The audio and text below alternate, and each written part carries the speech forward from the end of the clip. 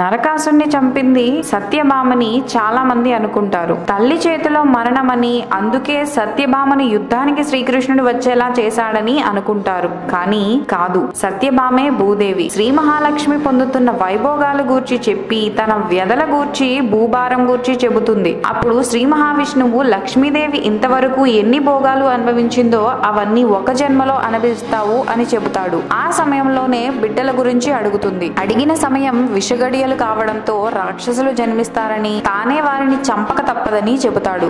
భూదేవి కడుపు తీపితో నీవు సంహరించవద్దని వరం శ్రీ మహావిష్ణువుని అడుగుతుంది. అప్పుడు మహావిష్ణువు నీకు నీవుగా చంపమన్నప్పుడే సంహరిస్తానని అభయమిస్తాడు. నరకాసురుడిపై యుద్ధానికి వెళ్ళినప్పుడు సత్యభామను చూసి నరకాసురుడు స్త్రీ అగ్నిలా మారే ప్రసంగం చేస్తాడు. తల్లి లాంటి నాపైనే కారు కూతలు కూస్తాడా, సంహరించు అని సత్యభామ శ్రీకృష్ణుడికి విన్నవించుకుంటుంది. శ్రీకృష్ణుడు చక్రాయుధం వదిలేలా చేస్తుంది సత్యభామ. ఈ వీడియో కనుక మీకు నచ్చినట్టయితే లైక్ చేయండి, షేర్ చేయండి. మరిన్ని భక్తిపరమైన విషయాల కోసం మా ఛానల్ ని సబ్స్క్రైబ్ చేయండి.